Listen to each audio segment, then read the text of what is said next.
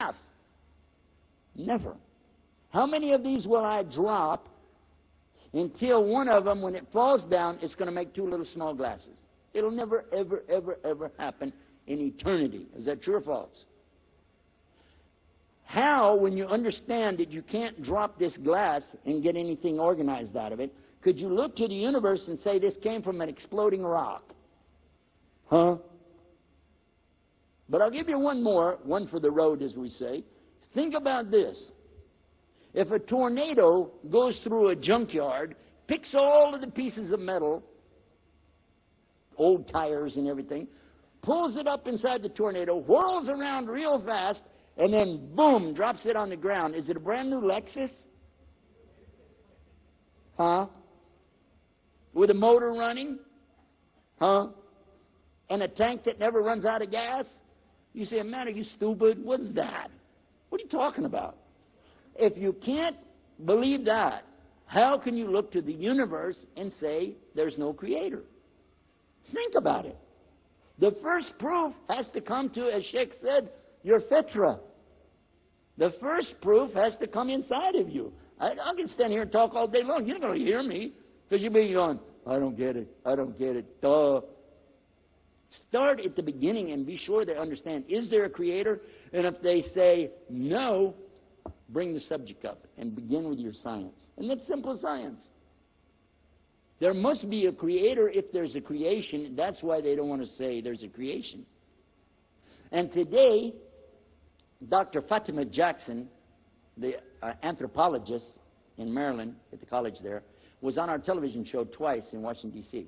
And today, she says the scientists have identified, in many cases, the scientists themselves have realized the theory of evolution doesn't work because it only works within a species, never jumps from another species to another species. Therefore, these highfalutin PhDs, by the way, Sheikh, you know what PhD stands for in Texas? Piled higher and deeper. But I don't know what that means. Anyhow, to come back to our subject, she told us, Dr. Fatima Jackson told us, that these anthropologists should be more like apologists for leading people down the wrong way for so many years and misguiding people, misinforming people. One of the things that she mentioned was, have you heard about Neanderthal man? Have you heard about Cro-Magnon man? Etc. All of these different so-called man and how one evolved to the other. She said, today we know they all existed at exactly the same time.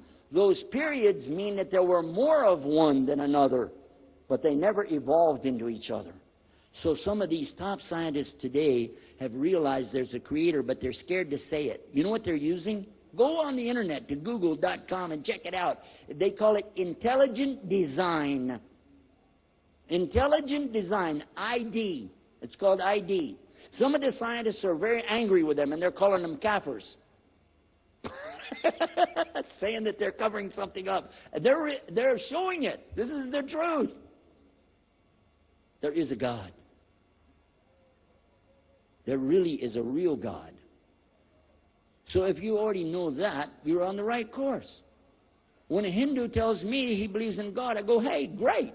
And when a Hindu, like the one who rode with me on the airplane from Mumbai, used to be Bombay, they didn't like the booms, they made it a boom. Anyway, if I knew you were going to laugh that loud, I'd have told that earlier. Anyhow, when we were coming over here to Bangalore, he told me, there's only one God. I said, really?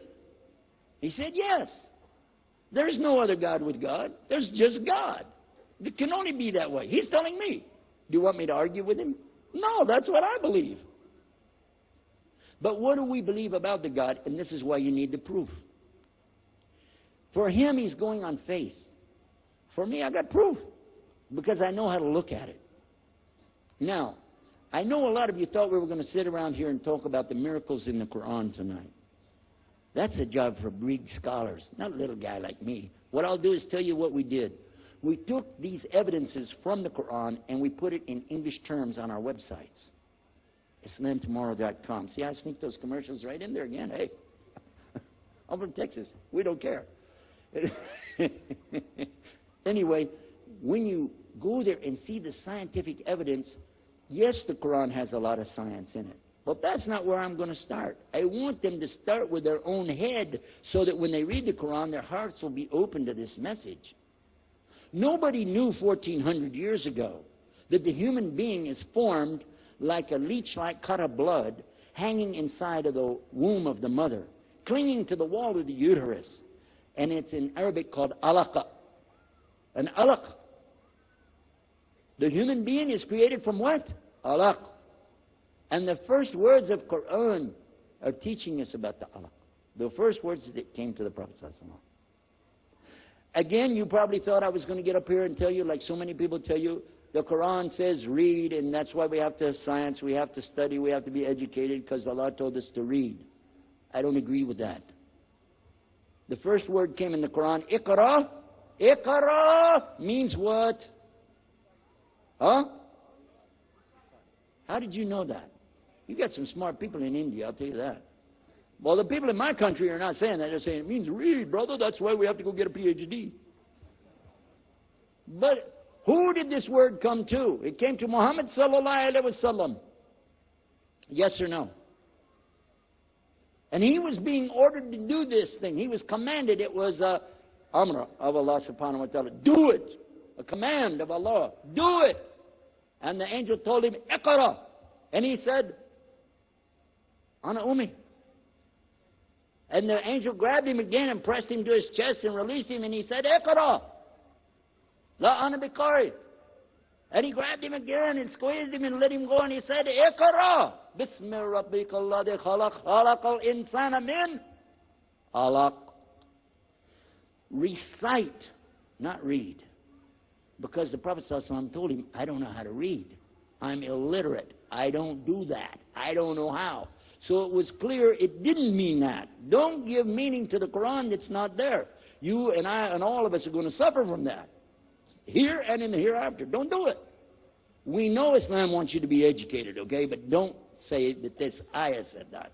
It ordered him to recite, in the name of your Lord, who created mankind, created him from an alaq, a leech-like clot of blood.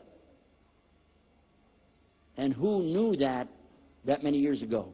Dr. Keith Moore, the top embryologist in the world possibly, and certainly in Canada, Toronto, Canada, where he's from, learned about this, and he himself said, it's on my website, another commercial coming up, islamtomorrow.com. Go there and watch the video.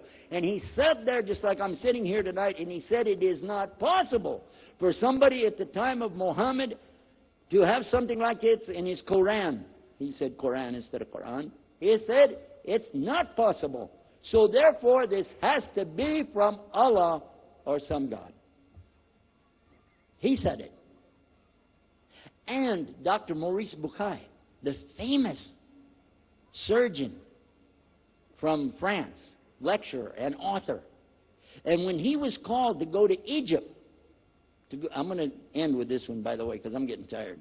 But I want to tell you this one, because when I heard this one, I want to cry. I want to cry when I hear this, because it's the most fantastic miracle I ever heard of. Because every prophet should be able to prophesy. Usually, in fact, always, when we want prophecy, we want to know what's going to happen in the future. Am I right or wrong? Because if I prophesy to you who won the game last week, that's not prophecy. Is it? No. I just go to the TV and say, okay, this happened. That's history. But the Prophet ﷺ was sent with the message for all mankind, for all times, and he prophesied the past, connected it with the future, with something nobody could have said would happen. And who discovered it was Dr. Maurice Bucaille, not a Muslim. He later became a Muslim, alhamdulillah. But when he was called into Cairo, Egypt,